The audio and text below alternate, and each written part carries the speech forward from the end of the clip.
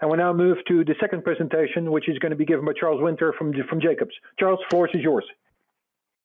Okay, thank you, Gerald. Thank you for this opportunity to present this project. I just start out with, this was an exciting project for me as a geotechnical engineer, somebody really interested in deep foundations and trying to find a way to incorporate pile setup into the design of drum pile foundations on a large project. This is really, this is a wonderful opportunity. I'm going to talk about the I-480 Valley View Bridge, which is in suburban Cleveland, Ohio, and what I'm going to talk about is a design build effort that was undertaken. It's actually the bridge is currently being constructed right now, although the foundations have all been installed.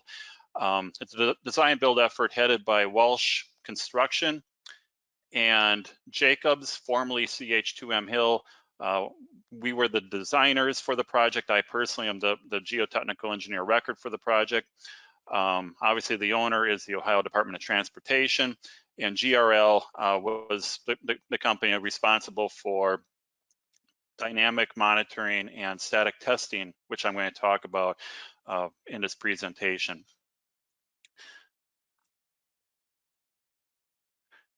The project, as I said, is in suburban Cleveland, Ohio. I-480, which is an arterial which is going along the south portion of the Cleveland metropolitan area. It's a very heavily traversed interstate. I've been told that it is one of, if not the most heavily traveled interstate in the state of Ohio. It's definitely got a lot of interstate traffic, a lot of regional traffic, a lot of commuter traffic going on. It's very critical to the performance, especially of the region and of the people obviously live in the southern portion of the Cleveland area. We got the Cuyahoga River. Again, we see downtown Cleveland, Lake Erie, Cuyahoga River kind of meanders down, and where I-480 crosses over the Cuyahoga River Valley, about 7.5 miles southeast of downtown Cleveland is where our project site. Aerial picture of the pre-existing condition. We can see here the Cuyahoga River Valley. Here the Cuyahoga River is actually fairly small, but the valley itself is fairly significant. We see on the left or on the west, there's a bluff. It's about a little under 100 feet tall, going down into the valley, and we see the eastern bluff is about 125 feet tall, going to the east. The existing bridges are twin structures, as shown. They are about 4,100 feet long. They were built in the mid-1970s, and these structures really are in need of a lot of care. They both of them are in critical need of being redecked, completely redecked. The piers need a significant rehabilitation to them, and the question the Ohio DOT was struggling with is how do they accomplish this while still maintaining reasonable maintenance of traffic. So after actually a lot of study and several years, the Ohio DOT thought of different options. Do you divert the traffic to arterial roads? Do you put both movements onto one bridge, as you would commonly see in interstate construction?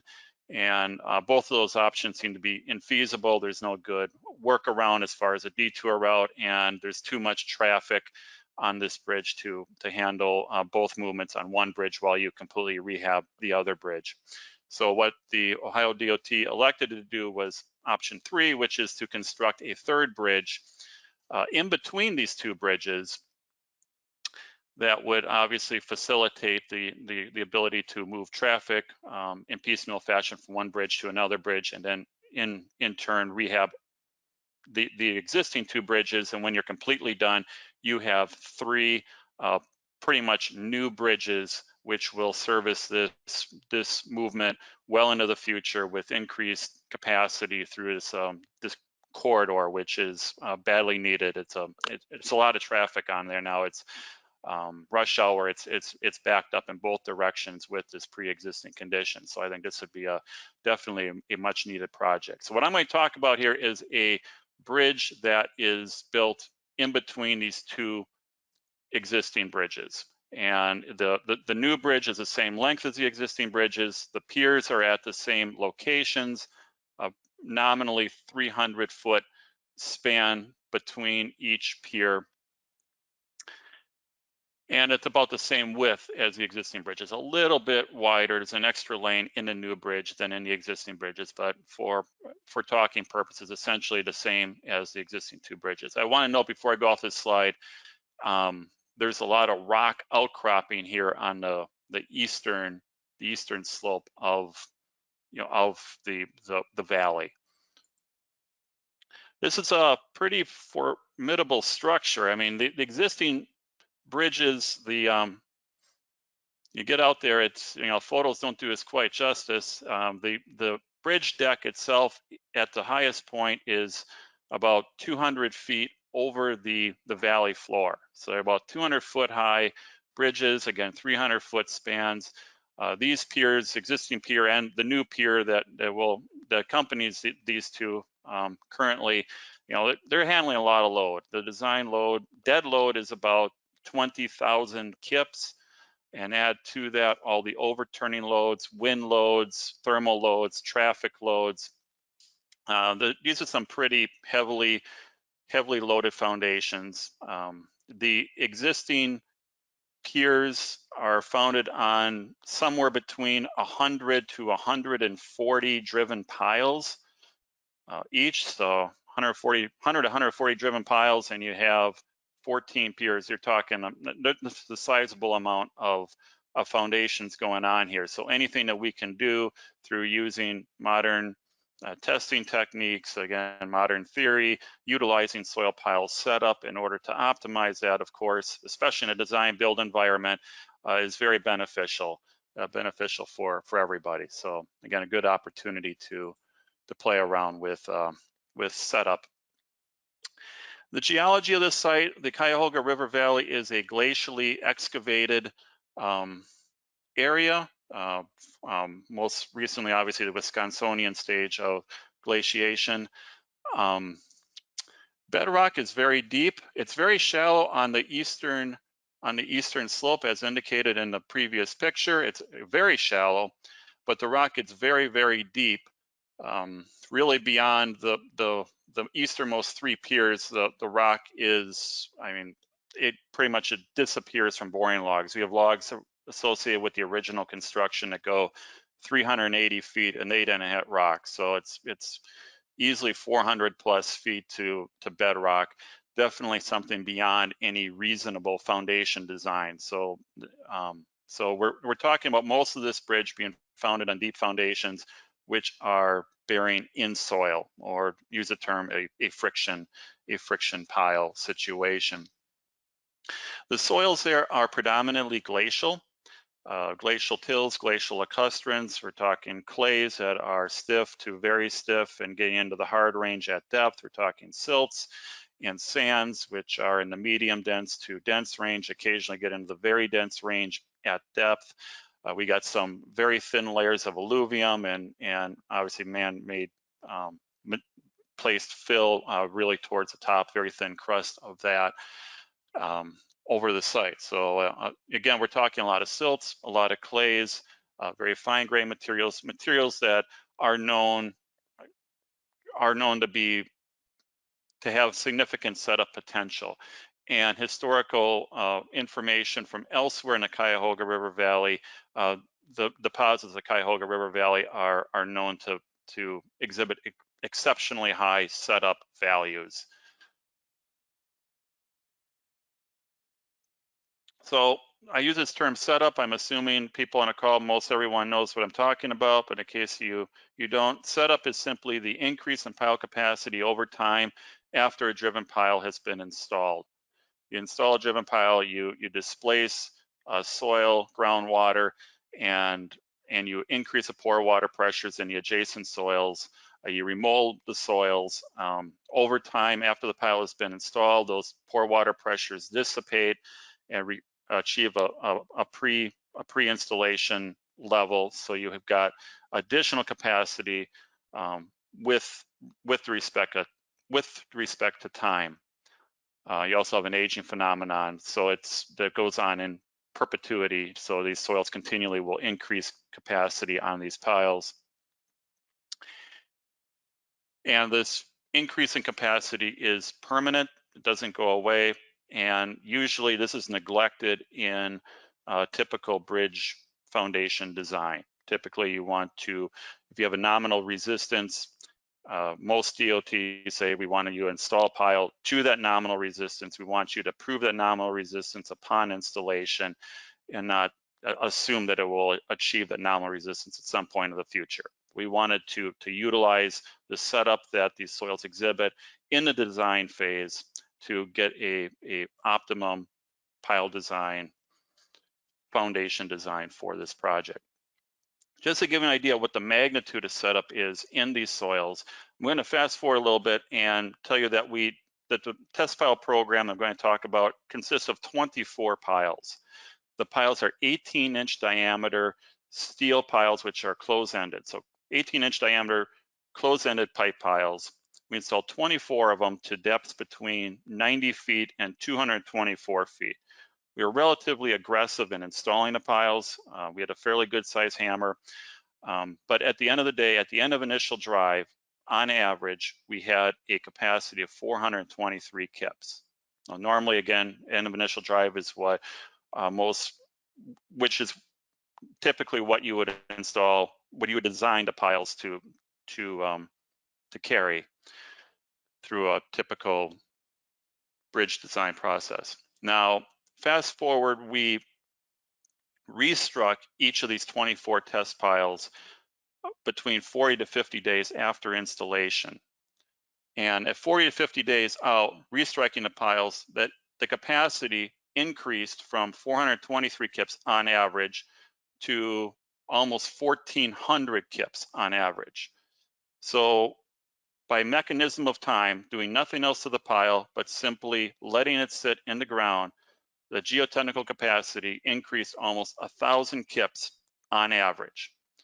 So it's this orange portion of the pie chart. That's what we're trying to capture in our design that isn't typically captured in a bridge design.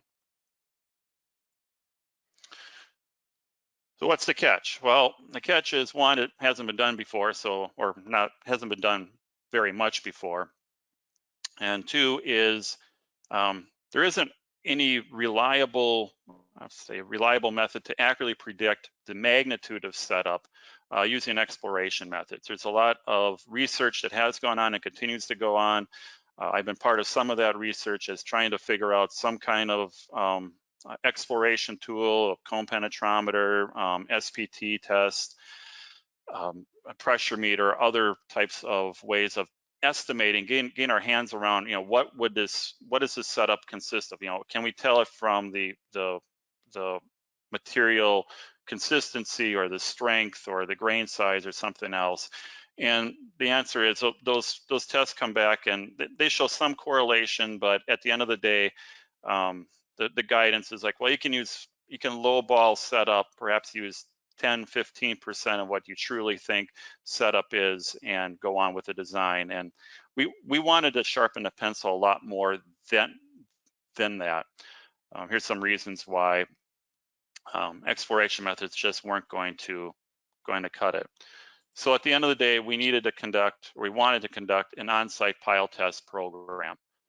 We wanted to do that to quantify the magnitude of setup in all the various soil units, soil types that we were seeing across the site.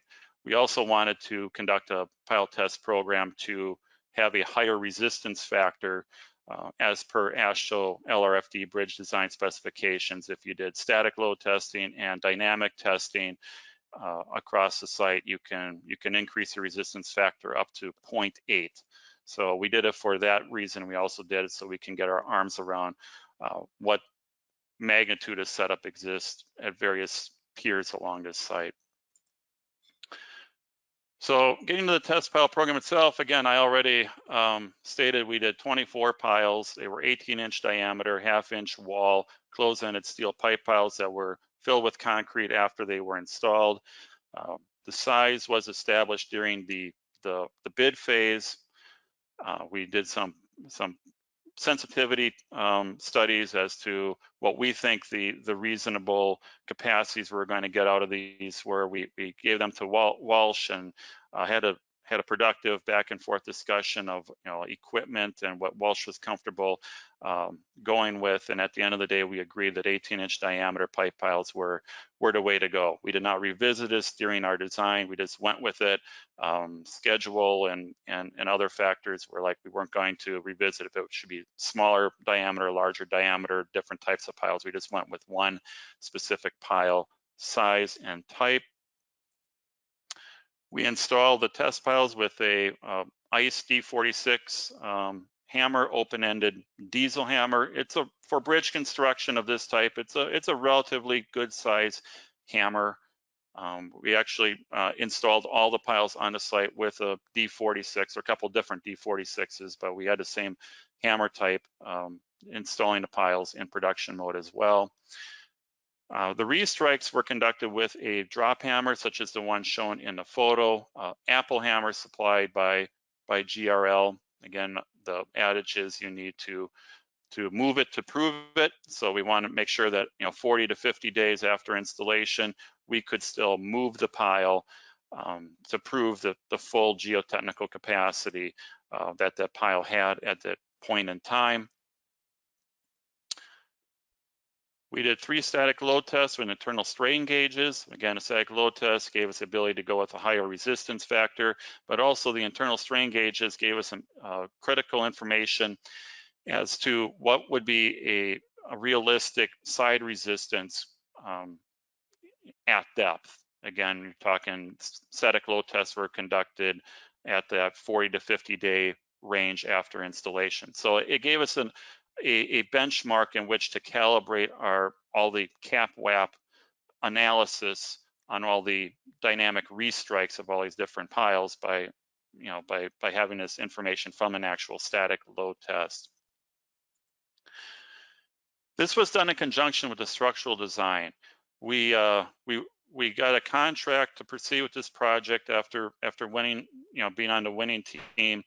I believe it was in October of 2017, and by December, late December, Walsh was already out getting access to some of these pier locations and starting to drive test piles very quickly. That was one of the first tasks on the project, were to actually drive the test piles, so we could utilize all that information in our design. So you're figuring out to drive a test pile, you got to wait 40 to 50 days and restrike the test piles. You got to do the subsequent analysis, give it to the structural designers so they can appropriately size their foundations. So it was very much upfront. This whole thing was planned during the tender phase, during the bid phase, that we were going to do this. Was already laid out. So we went at it very quickly. Walsh was great in going out there and getting the information that we needed, getting the piles installed the way that we need them installed.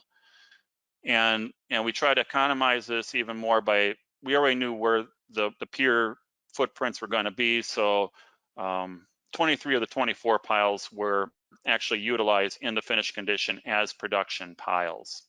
So the only one that wasn't was actually the one in this picture, which was on the west abutment, where they just simply couldn't get at the actual footprint because of the slope condition at the time. Here is a plan and profile view of the bridge. Again, we got the existing bridges. We're building a bridge in between the 2 existing bridges.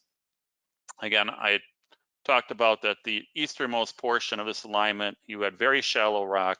So the easternmost 3 piers and the east abutment to the bridge were founded directly on bedrock, which was shale. So it was very, one of the piers was a spread footing on shale.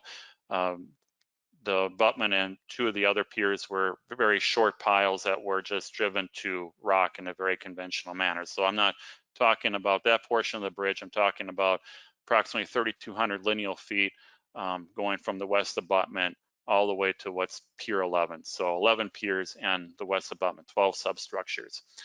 At each substructure, we installed 1 indicator pile, approximately in the middle of the footprint. And at 3 of those locations, we actually installed 5 piles. These are where the static load tests were installed. We had obviously a static load test pile, and we had 4 reaction piles. So the reaction piles were treated as indicator piles. We varied them slightly in how hard we drove them, the lengths, the depths that we drove them to, trying to get an idea as to the how consistent were the measurements, on restrike, the setup measurements, among 5 piles as opposed to just having 1 pile. So total, we had 24 test piles. Give you an idea as to the end of initial drive capacities. Here, a bar chart showing west abutment, piers 1 all the way through pier 11. We show that the depths that these test piles were driven to. At 3 of these, pier 1, pier 4, and pier 9, these are actually the average of 5 piles driven at those locations. Just to give you an idea, like I said, the soils are mostly glacial and post-glacial alluvium. I didn't talk about any really weak soils. There wasn't an appreciable amount of any estrin materials. There wasn't peats or anything else. There wasn't anything necessarily, quote, weak going on here in the geological stratigraphy. So we drove pier 1, we drove piles 140 feet on average, and we got less than 300 kips worth of capacity. In fact, we drove these piles to refusal with a D46 hammer. It got to the point where there was so much water pressure that was built up, the piles were just bouncing when we were hitting them with a hammer. They weren't actually advancing anywhere. We had such high pore water pressures that you physically couldn't install the pile any deeper or get any higher capacity than what we realized. And that's true for most of the western portion of this alignment. So very low capacities considering the type of pile we have and the lengths that we drove these piles. Some towards the east, we got somewhat higher capacities. Again, we're getting like 800 kips at pier 7 down to 124 feet, and pier 11 was our shortest pile. We're getting a lot denser stratigraphy. Again, this is where the soil depths were a lot less because you had somewhat shallower bedrock in this area. Again, you're getting out of the valley here at pile 11. So we come back 40 to 50 days after installation, and our capacities increased tremendously, as you can see in this graph. Again, pier 1, the end of initial drive being less than 300 kips. We come back 40 to 50 days out, we had 1,400 kips. Pier 9, we had an initial drive about 580 kips. We come out at over 1,700 kips. So tremendous, and we're talking 2.5-fold increase in capacity. Again, doing nothing more than just letting the piles sit in the ground for a month and a half. So again, we had a lot of pore water pressures, as I noted in some of these piles. Pore water pressures dissipate, the effective stress increases, you get higher capacities as a result. So we're very happy with the restrikes. We got the capacities, kind of what we were aiming for, because we wanted to at least have the test data to at least get us to the point where if we wanted to, we could utilize a full structural capacity of a 18-inch diameter steel pipe pile filled with concrete. So we're aiming right around 1,100 kips, 1,200 kips is where we wanted our test results to come out, to give the structural engineers the biggest flexibility into where do they want to set their capacities at. So give you a little background into how we approach setup. There's two, at least in my viewpoint, there's two ways of quantifying setup. One is to take a simple multiplier and say, look, we installed a pile, it came up to say 1,000 kips, and we restruck it and it was 2,000 kips, so it doubled the capacity. So we have a multiplier of 2. That's one way of looking at it. The way that we looked at it was somewhat different, and we said, well, we're not going to talk about necessarily a multiplier is at an increased capacity twofold so that we can assume that we're going to get double the capacity after installation. We looked at it on an elevation basis. So we looked at, okay, where in the elevation do we get the setup? is the setup occurring higher up in the pile? Is it down lower in the pile? And we can proportion it accordingly so that piles that go deeper will have increased setup or an increased proportion of their capacity due to setup. So to do that, we only looked at shaft resistances, shaft setup. We didn't look at changes in the toe resistance. So we're only looking at shaft resistance, and we just take the cap WAPs from the restrike, 40 to 50 day restrike, the shaft resistance. And here's an example at one of the piers, and we subtract off the end of initial drive resistance, and then we come up with the difference between those two is a setup distribution. So a setup resistance at a given depth. Now we combine this with the case values or the installation capacities that we have. So we'd have the installation capacity plus a setup, and that's where we get our depth versus capacity correlation or graph.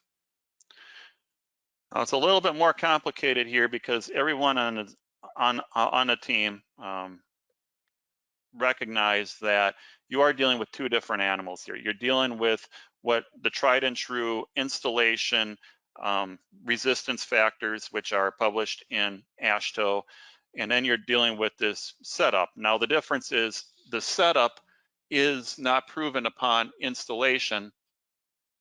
It's something that comes on afterwards, and even though we went through a long test program, it's still nothing that is demonstrated in every single pile, unlike the production piles where you install them to a certain blow count to demonstrate a certain end of initial drive capacity.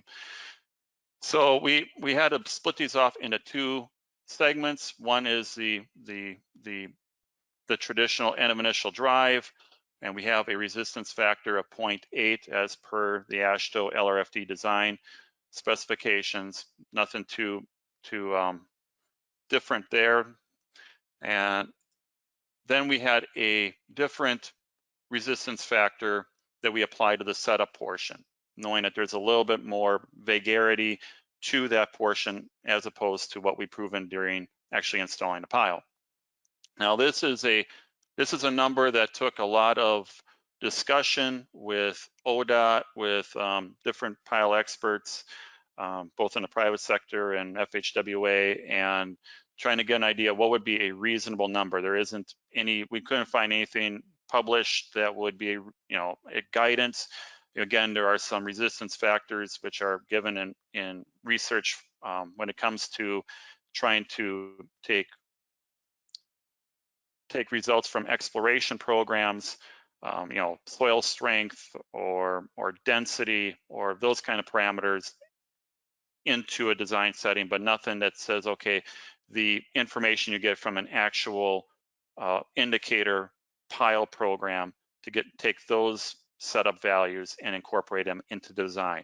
So after a lot of discussion, we agreed as a team that 0.6 was an appropriate fee factor to put under the setup portion in order to account for the setup portion of our capacity. So this is the equation to come up with a factored resistance.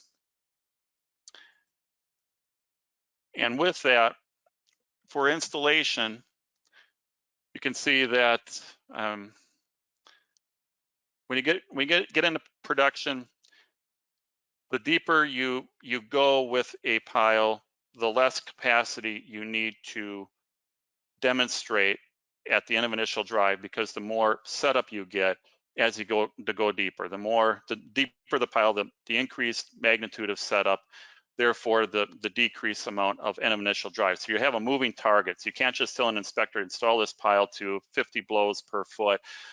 It's going to be dependent upon the depth at which you're looking at it, the depth of the pile at the time, and therefore we came up with like a step tooth driving criteria. So depending upon what depth you're at, tells you how much end of initial drive resistance you need in order to fulfill the design, and we come up with a table that looks like this. Savings, the total footage that we installed in these 12 substructures was about 64,000 lineal feet, or about 12 miles, a formidable amount of piling. I estimated the footage without setup, if we were just to install these to the end of initial drive results from our pilot test program, was about 174,000 feet, or about 32 miles. So in my estimation, the savings due to incorporating setup is somewhere around 100,000 lineal feet, or about 20 miles worth of piling. So at the end of the day, this is what we're really saving: 20 miles worth of piling. That's 20 miles of pipe pile that did not have to be produced, did not have to be delivered, did not have to be installed. So you add on to that pile cap savings. We have smaller piles. Instead of having 100 to 150 piles per cap, we had 45 to 50 piles per cap. So a lot of reduced thickness, reduced area, less reinforced concrete, about savings again, about 7,000 cubic yards. And don't forget the schedule savings. The length of time that it would take to install these piling, install 20 additional miles worth of piling would have taken months of additional construction effort. So that's the ultimate savings. And this is my last slide. Keys to success. Again, buy-in from the entire structure, the entire team. This is a very collaborative effort. The owner, ODOT, very receptive to new ideas. The contractor, Walsh, very receptive to what we're going after. The structural team, very receptive. Again, we had a lot of communication. We had a continuous geotechnical involvement. We had weekly meetings with the owner, with the designer, with the contractor, making sure that everyone's on the same page. Very transparent process. We had an experienced firm. GRL was invaluable with not only their testing capabilities, both static testing and dynamic testing, but also with their guidance. These bridges, these I-480 bridges, I know were one of the test sites when they were originally designed in the early 70s for dynamic testing methodologies from the founders of GRL. Where this was one of their test sites back 40 plus years ago. So a lot of knowledge going into it. We couldn't have done it without a lot of involvement from GRL. And with that, I yield. Charles, thank you very much for this presentation, and definitely showing that you saved an awful lot of money by performing this testing.